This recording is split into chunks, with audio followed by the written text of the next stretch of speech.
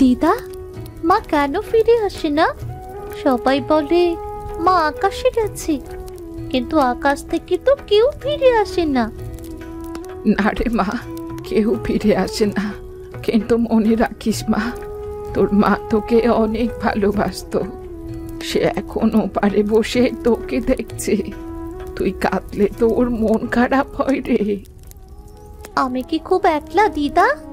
আমার তো মা নেই, বাবাও যে কোথায় গেছে সেটাও তো জানি না। একলা কেন রে পাগলি? আমি আছি তো। আমি তোর মা, আমি তোর দিদা, আমি তোর সব। জীবন এত সহজ না রে রূপা, কিন্তু তুই সাহসী হবি। কাঁদলে তোকে কেউ সাহায্য করবে না, কিন্তু দাঁড়ালে পুরো দুনিয়া দেখবে।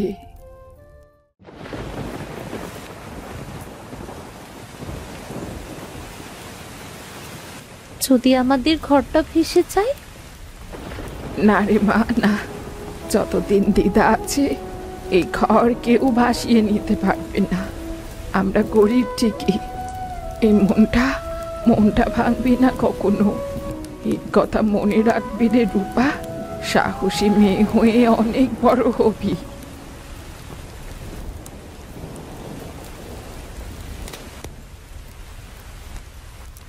রূপা, বাইরে বৃষ্টি পড়ছে, চল না কাদা জলে খেলতে যাই। আমার দিদা বলেছে বৃষ্টিতে ঠান্ডা লাগবে। তুই যা লতা, আমি যাব না। তুই সবসময় এত চুপচাপ থাকিস কেন রে? তোর মা নেই বলি?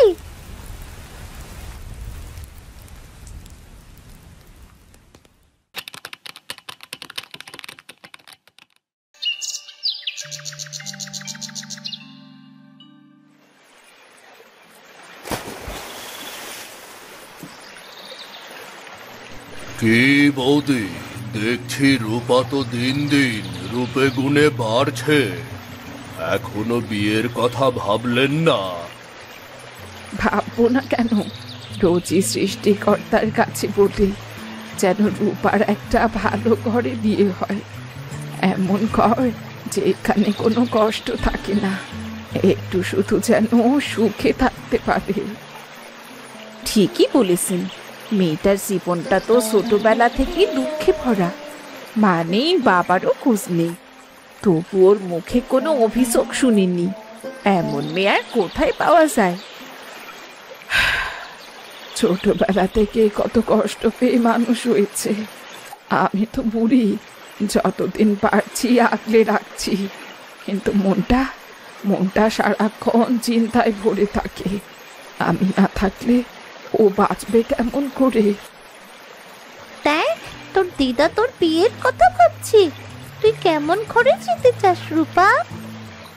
আমি জানি না লতা, আমি শুধু চাই যেখানে বাবা মার অভাবটা একটু কম মনে হবে, কেউ যেন আমাকে তুচ্ছ না ভাবে।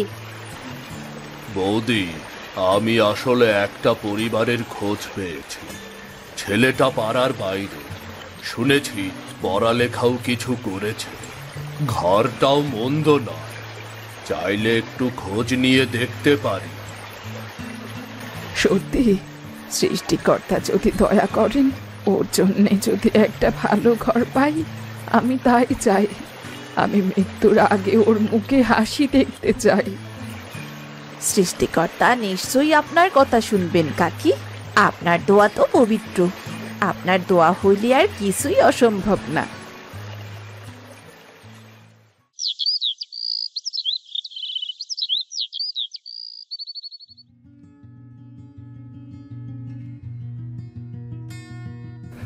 বৌদি, বড় সুখবর নিয়ে এসেছি আজ। সুখবর? কি বলছিস কি গোপাল? আপনার রূপার জন্য একটা ভালো ঘরের পাত্রের খোঁজ পেয়েছি। ছেলেটার নাম বিপুল, পাশের গ্রামের রঘুনাথ বাবুর ছেলে। বড় বাড়ি, বড় ঘর, জমি জমা আছে, লোকজনের মধ্যে বেশ সম্মানিত পরিবার। সত্যি বলছিস? ওরা যদি রূপার মতো গরিব অসহায় মেয়েকে ঘরে নিতে রাজি না হয়? আমি খোঁজ নিয়েছি, শ্বশুর রঘুনাথ বাবু ভদ্রলোক, পাড়ায় তাদের অনেক সুনাম।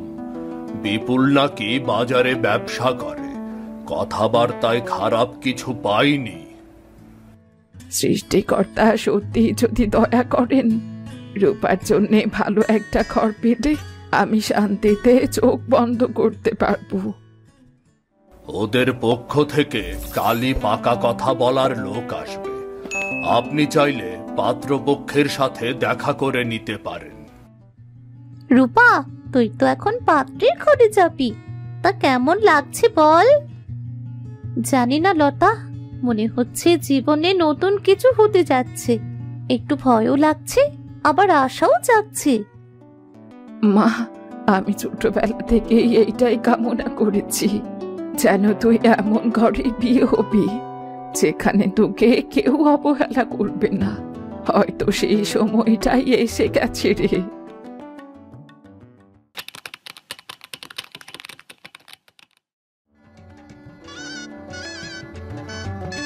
ওরে রূপা, আজ তো একদম তোকে রাজকন্যা লাগছি।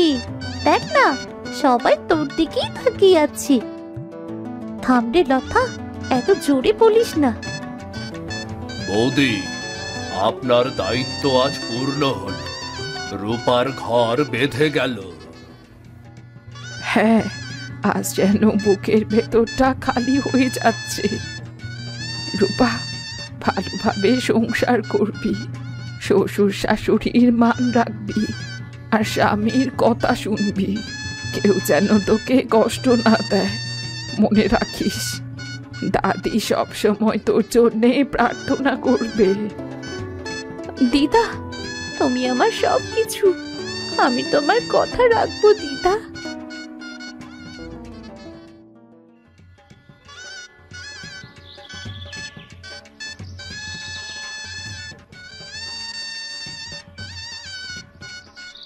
আমি আমি রূপা, আমি। চুপ থাক, এখন থেকে যেভাবে বলবো সেভাবেই চলবে। নতুন বউ, আজই রান্না দেখতে হবে, আর ঘর সংসারে সব নিয়ম কানুন মানতে হবে। মনে রাখবি, আমাদের ঘরে অলসতা চলবে না। আমি চেষ্টা করব, তবে এখানে চেষ্টা চলবে না, ভুল করলে শাস্তি হবে, বুঝলি তো? আমি চেষ্টা করব। চেষ্টা? এখানে চেষ্টা করলে চলবে না। চুলার আগুন, বাসন সব ঠিক রাখতে হবে। ভুল হলে আমরা সবাই দেখব। এখানে সবাই নজর রাখে, তুমি যদি নিয়ম না মানো বুঝবে। এখন যাও, গিয়ে রান্না করো গে।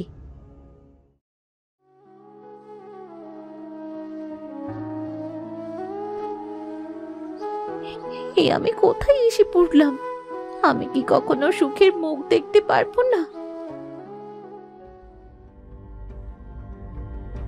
দেখেছিস, আজ থেকে আমাদের নিয়ন্ত্রণে থাকবে। হ্যাঁ মা, এখন থেকে বুঝতে হবে এখানে কেমন নিয়ম। সৃষ্টিকর্তা, আমাকে সাহায্য করো। বাবা মায়ের আদর পাইনি, ভেবেছিলাম এবার পাবো, কিন্তু এখানেও।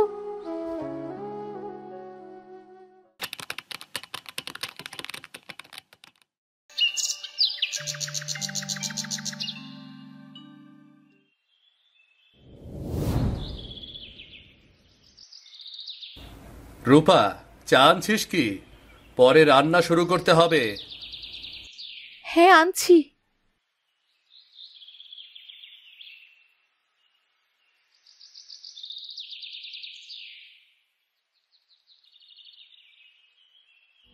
রূপা, আজ থেকে সব কাজ তোর হাতে। রান্না, ধোয়া, ঘর পরিষ্কার, কাপড় পরিষ্কার সবই তুই করবি। হ্যাঁ মা, আমি সব করব।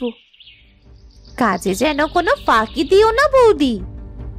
এই কাপড়গুলো ধুয়ে শুকাতে দাও তাড়াতাড়ি, আর এরপরে সে রান্নাটা করবে।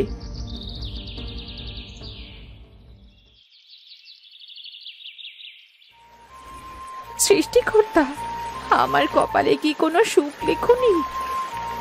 ছোটবেলা থেকেই বাবা মাকে হারিয়েছি, কখনো সুখের মুখও দেখতে পাইনি। ভেবেছিলাম একটু সুখের মুখ দেখবো, কিন্তু কি থেকে কি হয়ে গেল? রূপা কাপড় ধোয়া শেষ করে বাড়ি ফিরে যায়। এই রূপা, এখনো থালা বাসনগুলো ধোয়া হয়নি? রান্না কখন হবে শুনি? তোর মরা মা এসে কি সব কাজ করবে নাকি? হ্যাঁ মা, আমি এক্ষুনি করছি। রান্না কখন হবে শুনি? ক্ষুধায় তো আমার পেট গেল।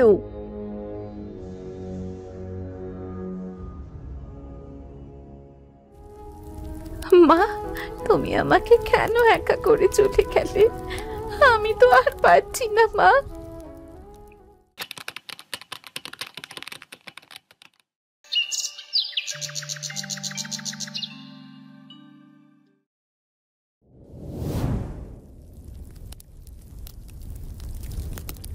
তুমি কি চুলা ঠিক রাখতে পারছো? এই চুলার আগুন যেন কিছুতেই তোমার নিয়ন্ত্রণে নেই। মন কোথায়? হ্যাঁ, মন কোথায় দিয়ে কাজ করছো শুনি? আমি আমি ঠিকভাবে করারই চেষ্টা করছি। রূপা, আজও ভুল করেছো। আমাদের ঘরে অলসতা মানা হবে না। তুমি এখানে অতিথি নও, কাজ তোমাকে করতেই হবে। মা, এই বউ তো একদিনও কাজে মন দেবে না। মনে হচ্ছে সবই তার জন্য নতুন, আর সে বুঝতেই পারছে না এখানে কঠোর নিয়ম মানা ছাড়া চলবে না।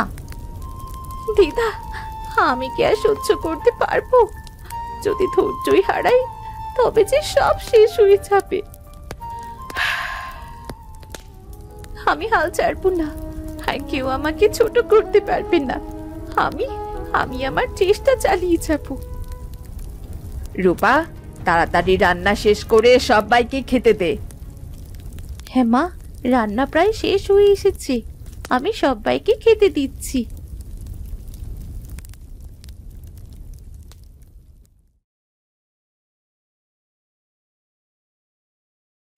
রূপা রান্না শেষ করে সবাইকে খেতে দেয়।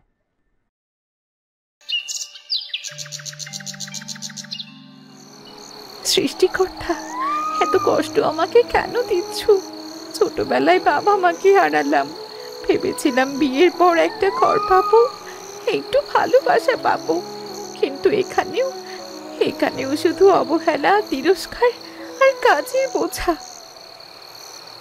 আরে আই রূপা, এখনো ঘুমাসনি? কাল ভোরে উঠতে হবে, কাজ পড়ে আছে যে।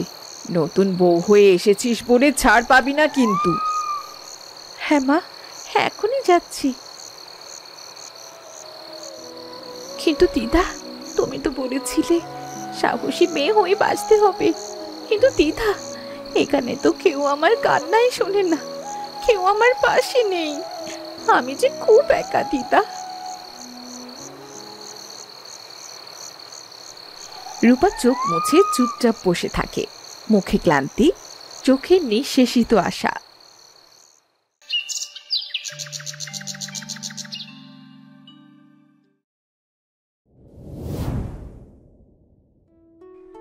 আজ আমি সকালেই তাড়াতাড়ি রান্না করে ফেলেছি। ভেবেছিলাম তুমি খেয়ে তারপরে বাজারে যাবে।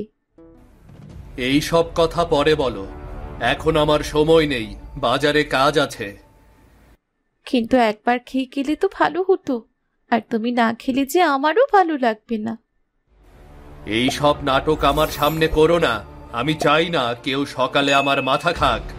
ঘরের কাজ করো, বেশি কথা বলো না।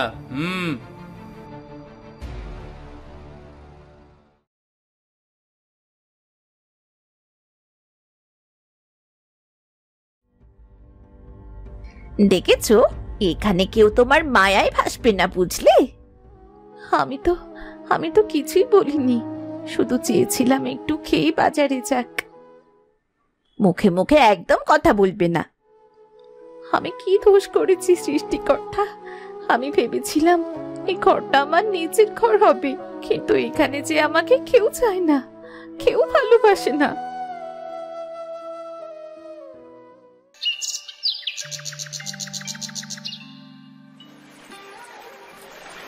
এই পুকুরে ছোটবেলায় আমি লতার সঙ্গে খেলতে আসতাম, তখন সবকিছু কত সহজ লাগতো। আর আজ সেই জায়গায় এসে মনে হচ্ছে আমি যেন একেবারে একা হয়ে গেছি। মা, তুমি আকাশ থেকে কি আমার কান্না শুনতে পাও? আমি তো নিজে একটা ঘর চেয়েছিলাম, ভেবেছিলাম বিয়ের পর স্বামী আমার পাশে থাকবে আর শ্বশুর বাড়ি আমাকে আপন করে নেবে, কিন্তু এখানে এখানে তো আমার দিকে কেউ থাকায় না। একটুখানি ভালোবাসাই তো চেয়েছি, এটাই কি আমার অপরাধ? আমি তো কারো কোনো ক্ষতি চাইনি, আমি শুধু চেয়েছিলাম একটু আপন মানুষ।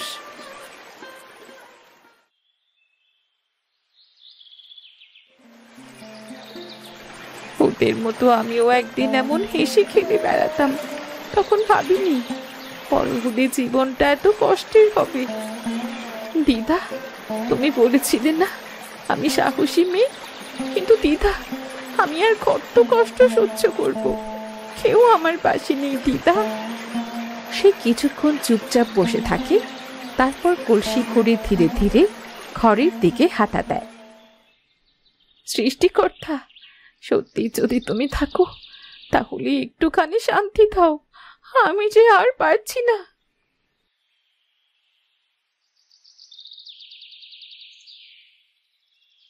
চিঠিটা দেখেছিস? দিদার বাড়ি থেকে এসেছি, তোকে চিঠি লিখেছি। আমার দিদা, তার শাস্তির কি খবর? আমি জানতে চাই, কি লিখেছে দিদা?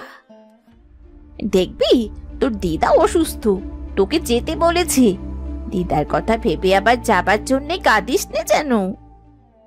কি হয়েছে দিদার, আমাকে বলুন না। দিদার কি অবস্থা? আমি আমি যাব দিদার কাছে। রূপা, এখানে আবেগের জায়গা নেই। কাজ শেষ কর, তারপর সব ভেবে দেখব যাওয়া যায় কিনা। তুই গেলে বাড়ির কাজ করবে কে শুনি? আমার দিদা অসুস্থ, আমি তাকে দেখতে যেতে চাই। আবার মুখে মুখে কথা, এখানে আবেগ দেখানোর কোনো সময় নেই। যা গিয়ে কাজ কর, অনেক কাজ পড়ে আছে। দেখেছো মা, ওর কত সাহস, মুখে মুখে কথা বলে। দিদার জন্যেই শক্ত থাকতে হবে, আমি আমি হাল ছাড়বো না।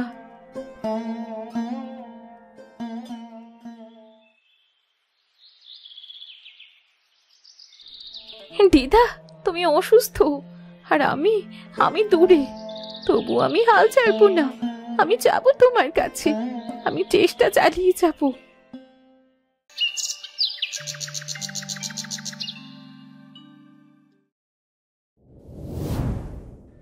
দিদা, তুমি অসুস্থ, আমি দূরে দিদা, কেউ আমাকে যেতে দেয় না।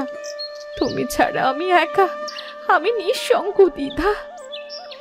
জীবন কঠিন, কেউ যদি তোমার উপর অবিচার করে তবে তুমি চুপ থেকো না, নিজের মর্যাদা হারিও না, নিজের জন্যে দাঁড়াও।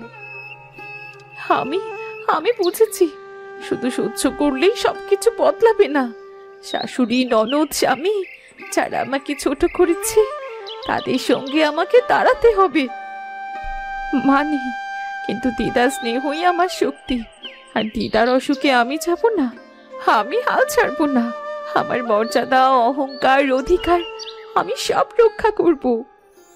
আমি কাঁদবো না, আমি লড়বো, যত শক্তি আছে সব দিয়ে লড়বো। দিদার শেখানো ধৈর্যই আমার অস্ত্র।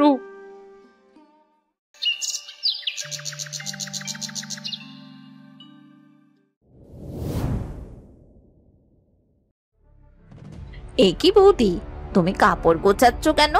তুমি কোথাও যাবে? রূপা কোনো কথা না বলে কাপড় গোছাতে থাকে। রূপা, কি হচ্ছে কি এসব শুনি? কাপড় গোছাচ্ছিস যে, কোথায় যেতে চাইছিস? মা, আমি আমার দিদার কাছে যেতে চাই, উনি অসুস্থ, আমাকে যেতে হবে মা। বলে কি, মায়ের অনুমতি না নিয়ে পালানোর চেষ্টা করছে দেখি। এই ঘরে থেকে কেউ নিজের মতো সিদ্ধান্ত নেয় না, বুঝলি? তুই এখন এই সংসারের বউ, তোর নিজের ইচ্ছে ঘর ছাড়তে পারবি না। আমি পালাচ্ছি না মা, দিদা আমার মা সমান, তিনি অসুস্থ, আমি ওনার কাছে যাব, ওনার পাশে থাকবো আমি। বাপরে বাপ, দেখেছো মা, এখন নিজেই সিদ্ধান্ত নিচ্ছে। আগামীকাল হয়তো বলবে এই সংসারের নিয়ম মানবো না। তুই ভুলে যাস না রূপা, এই ঘরে তুই বউ হয়ে এসেছিস, দিদার নাতনি হই না। তুই যেদিন এখানে পা দিয়েছিস সেদিন থেকেই তোর সব ইচ্ছে শেষ। সবকিছু এখন এই ঘরের নিয়মেই চলবে। আমি ছোটবেলা থেকেই অনেক কিছু সহ্য করেছি মা। বাবা মাকে হারিয়েছি, কষ্টের মধ্যে বড় হয়েছি। এখানে এসে ভেবেছিলাম আপন মানুষ পাবো, কিন্তু এখন এখন আমার দিদাও অসুস্থ। আমি যেতে চাই, আর আমি যাবো।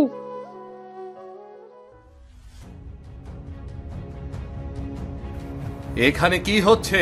কেন এত চেঁচামেচি? দাদারে, তোর বউ পালিয়ে দিদার বাড়ি যেতে চাইছি, তাই কাপড় চোপড় গুছিয়ে ফেলেছি। এটা কি সত্যি রূপা? তুই আমাদের না বলে যেতে চাইছিস? হ্যাঁ চাই, আমার দিদা অসুস্থ, আমি ওনার কাছে যেতে চাই। আর এটা পালানো না, এটা দায়িত্ব, ভালোবাসা। তুই আমার অনুমতি ছাড়া এক পাও বাইরে যেতে পারবি না। এই ঘর আমার, এখানে যা হবে আমার কথাই হবে। তুমি যতই বলো না কেন, আমি আমার দিদার কাছে যাবই। উনি আমাকে মানুষ করেছেন, আমি যাব উনার কাছে। আর এটাই আমার সিদ্ধান্ত। এই বউটা তো আজ সীমা ছাড়িয়ে ফেলেছে। না মা, আমি সীমা ছাড়াইনি, আমি শুধু আমার হৃদয়ের কথা বলছি। এতদিন চুপ থেকেছি, আজ আর পারছি না।